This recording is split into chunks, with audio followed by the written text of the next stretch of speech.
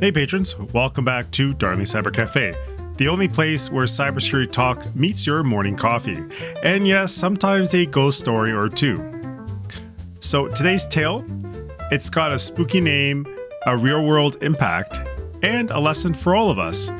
Whether you're running a tech company or just scrolling through emails on your couch at 1 a.m., we're diving into the digital mischief of a cyber threat group called the Librarian Ghouls. Let me unpack this. First of all, yes, Librarian Ghouls is their real nickname. And no, this isn't some pre-Halloween stunt. These cyber attackers have been doing serious damage since at least last December, mainly targeting industrial companies and engineering schools in Russia. But what they're doing matters to all of us. Why? Because how they do it. What is creepy clever? These attackers are not using flashy, high-tech malware with skull logos and Matrix-style animations. No. They're pulling off these hacks using stuff that is already on your computer, tools you or your IT person might have installed for completely normal reasons. This technique is called living off the land, or LODL. Basically, instead of bringing their own weapons to the fight, they're just using yours. Think of it like this. You've got a perfectly normal kitchen with knives, and suddenly someone breaks in and uses your own knife to steal your sandwich at 1 a.m. without you noticing. That's LODL. Now, for example, they use PowerShell, which is built into Windows to schedule tasks or to run scripts. They install AnyDesk, a remote access tool you might use to fix your parents' tech issues. They run Blat, not Blat to all my Russia listeners, a legit email utility, except when they use it to quietly send your files out the back door. And they even try to sneak in Tray Minimizer, which tucks their malicious apps out of sight in the system tray like a gremlin hiding under your desk. Because these are all real tools used in real environments, most antivirus programs just wave them through. It's like the digital version of someone walking into your office wearing a name badge and pretending to be IT support. They look the part, so no one questions it. And hey, speaking of sneaky ghosts, this whole thing gives me serious Ghostbuster vibes. Remember the library ghosts from the original movie? Everything seems quiet, orderly, until bam, floating books, whispering spirits, ectoplasm everywhere. That's what this attack feels like. Your system looks clean and calm until you realize someone's been haunting it at night, mining crypto and emailing out of your private files while you sleep. So yeah, next time you hear your computer humming at 1 a.m., maybe it's on updates. Maybe it's the digital equivalent of, who are you gonna call? Didn't really mean to do that. So what does the malware actually do once it's up and running? Well, it disables Windows Defender so it doesn't get caught. It hides itself using real Windows tools like 4T Tray Minimizer. It steals your data, packs it into archives, and emails it to a remote server.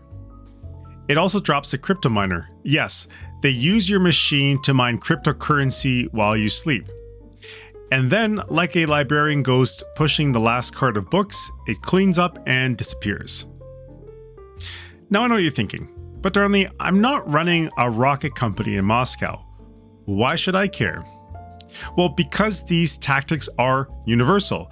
The same tools that work against engineers in Russia can just as easily be used against small businesses, schools, and even personal computers. LODL attacks are quiet, low profile, and hard to detect. And because they use normal apps like AnyDesk or Blat, not Blat, even antivirus programs might shrug and go, yeah, it just seems fine. So the good news here is that you can defend yourself. Even with basic knowledge and a little bit of a paranoia, you can slam the door in the ghouls' faces. Number 1, be suspicious of attachments always. And I keep mentioning this in many of my other podcasts, so I really hope I hit this home at some point.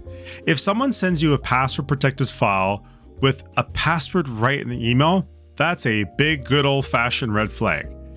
If you weren't expecting a file, don't open it, even if it seems like it's serious or you're going to go to jail or get arrested. Number 2, don't trust .exe files in archives. If you extract a zip file and it has an installer or a file ending in a .exe, .cmd, or .bat, stop it right there. Shut her down. Number 3, use good endpoint protection. Now, understand, standard antivirus is not always enough. Tools like Malwarebytes, Bitdefender, the Kaspersky Endpoint Security, and I mentioned them because they're the ones who caught these ghouls, mind you. They can add a behavior-based detection to your defense. But there are other well-reputable brands out there that are great. Another one I'll make mention to, and again, not being paid by them, Bitdefender. Number 4, monitored scheduled tasks. Lotto attacks often rely on scheduling tasks to run at odd hours. Check your task scheduler once in a while. If you see something suspicious, waking your computer up at 1 a.m., yeah, maybe your computer is haunted. Number 5, restrict remote access tools. Very important. Apps like AnyDesk, TeamViewer, and others are often abused by cybercriminals. If you don't need remote access tool, uninstall them.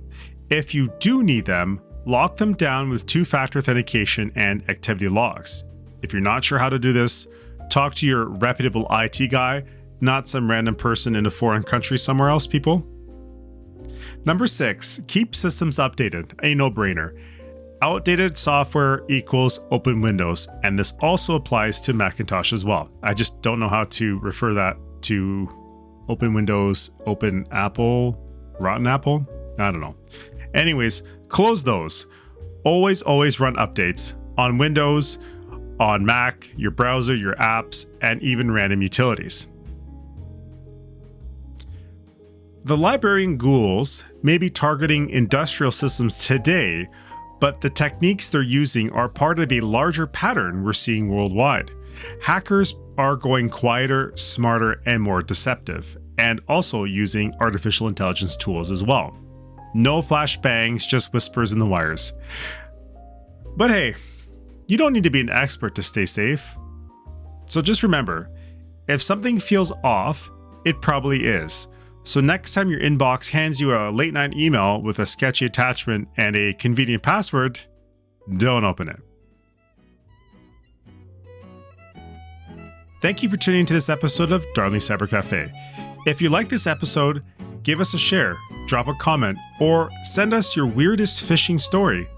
I might just feature it on a future episode.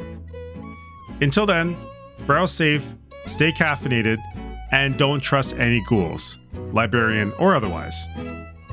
Remember, just like when you go to the library, knowledge is power.